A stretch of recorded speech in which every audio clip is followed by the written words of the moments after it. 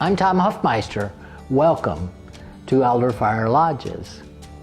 What I would like to share with you is some of the newest ideas in the assisted living and the memory care portions of Red Maple Lodge that will be in Central Florida. Sometimes the concepts and the learning, especially in the memory care side, it came from the residents themselves and it came from the family members. Often it was listening to their challenging stories and expectations that they often had of how people lived at the lodge. For instance, in the memory care portion of the building, there was a simplicity to the space that they lived. You couldn't have striped wallpaper, you couldn't have knots in the wooden floor and such, things that they visualized in this world or saw, and their reaction to them were usually quite exaggerated. So there had to be a very simple culture to that portion of the lodge than the assisted living side, which people were much more used to. It was a higher level of decoration. It was a higher level of participation than what was kind of calmed down or pulled back a little in the memory care side of the building. I was constantly getting these vibes from the family. Why is mom moving from what seems like a high energy, unique, home-like environment to this memory care portion of the building that the sound is much quieter? The lifestyle has just slowed down. There's not the grand fireplace that we see burning, not the vibrant picture frames on the wall. And the expectations of how you care for my loved one weren't actually going down at all, they were actually rising. When we started designing the memory care portion of our newest building, a lot got changed and a lot of innovation started taking place within that portion of the building. And there's not a lot of things we're doing that actually cost more money.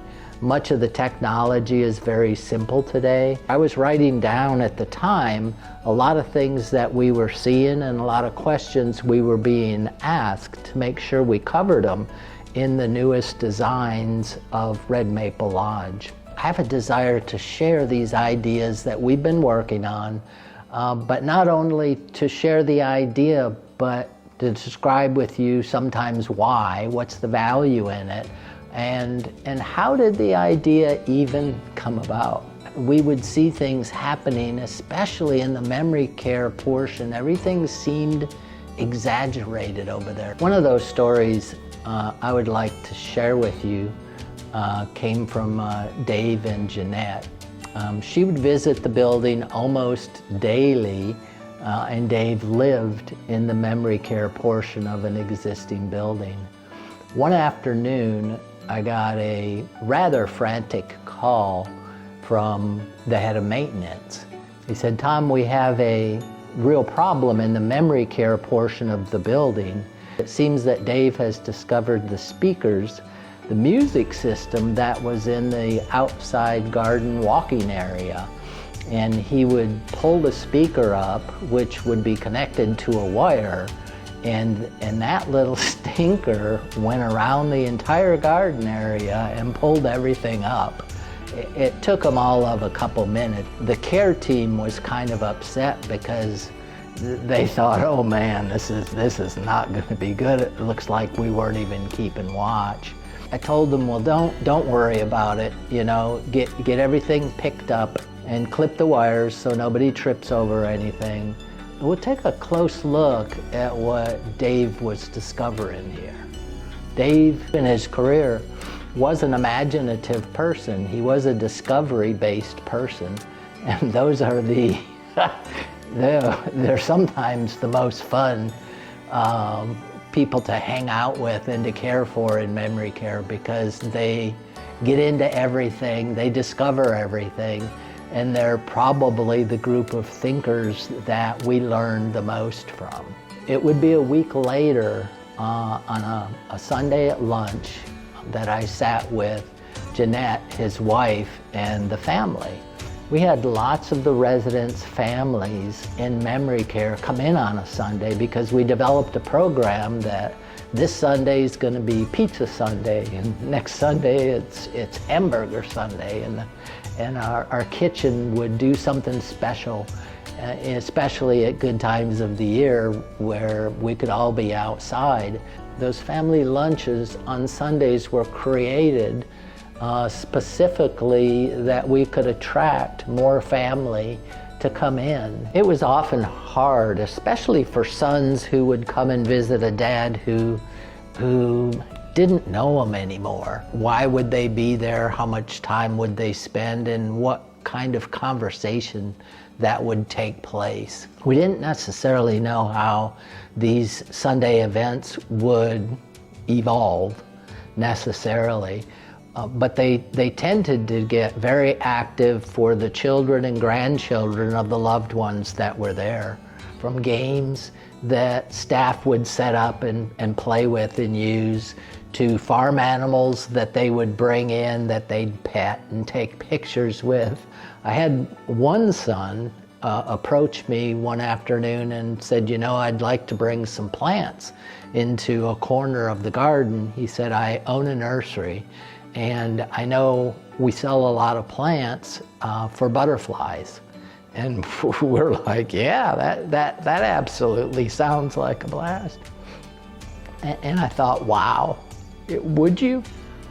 Would you help us in that way? We have nothing out here right now that specifically attracts nature. And this 52-year-old son, who didn't necessarily understand how to come by and hang out with his dad, was now coming by more often, bringing more plants and enhancing the entire garden space, not just for his dad, but for everyone that was there. I can't tell you I had any of these ideas or that I planned these things. Our real goal was just to create an environment where people would heal. On this particular Sunday, Janet and many of her children, grandchildren, were all in the building having hamburgers. So Janet called me over to the table. She apologetically looked at me and said, we're so sorry that my husband kind of messed up this area. She said, you can kind of hear the silence. The music's not playing today. I sat down next to Janet and a couple of the kids. She was very apologetic and hurt that her husband had pulled all the speaker system out of the ground. I stopped her and I said, I want to share with you what Dave taught us. We were at the time very close to installing the speaker system at a new care home we had under construction at the time. And I stopped to the company that was assisting with the music system, and I said, whoa, no more speakers like rocks in the dementia care area. We want to put all of our speakers up in the soffits so that we get the music consistently. We no longer need the speakers on the ground where they can create too much curiosity. As I saw a small tear roll down Janet's cheek, I wanted to assure her that her husband is not a problem to this place, but what he is doing, he's exercising his God-given gift of discovery, helping us create a better place for all of those that walk in his shoes. Today, when you go outside into our memory care area, you'll only see speakers in the soffits, kind of hidden away. What Dave had taught us was that we needed more things in the garden for him or anyone else that still carries their curiosity to discover. For instance, we also started putting in mailboxes in that area because the generation went out to their mailbox every day. So our staff would bring any leftover mail they happened to receive, and we would put that mail in those mailboxes all day so that Dave or anyone living in the memory care area had the opportunity to discover.